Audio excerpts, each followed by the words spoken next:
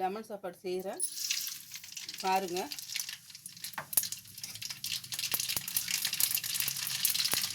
எண்ணெய் ஊற்றி கடுகு போட்டுக்கிறேன். இது வேர்க்கடலை போடுறேன்.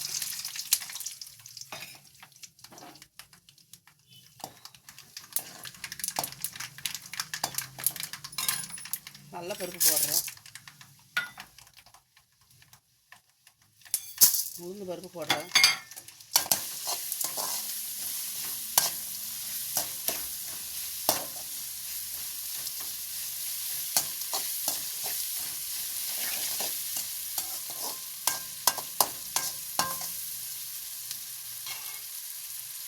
போடுறேங்க.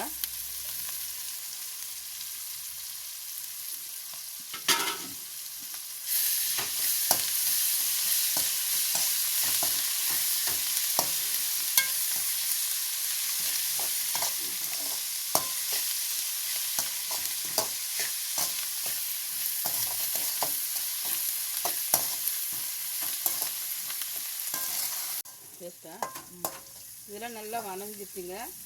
இப்போ வந்து லெமன் புளிஞ்சு வச்சுருக்கிறத எடுத்து ஊற்றுறேங்க.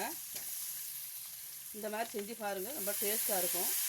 இந்த பொடியெல்லாம் வாங்கி செய்யாதீங்க பாருங்க.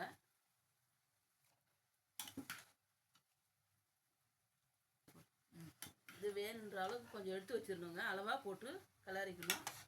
அப்புறம் வேணும்னா கிளறிக்கலாங்க. இது ஒன்றும் ஆகாதுங்க. நாளைக்கு கூட வச்சு சாப்பிட்லாம். அளவாக கிளறிக்குவோம். இது கொஞ்சம் எடுத்து வச்சுருக்கிறேன் பாருங்கள். நாளைக்கு சுடு சாப்பாடு செஞ்சுட்டு அதை போட்டு கிளறிக்கலாங்க. இது அளவாக கிளறி சாப்பிடுவோம்.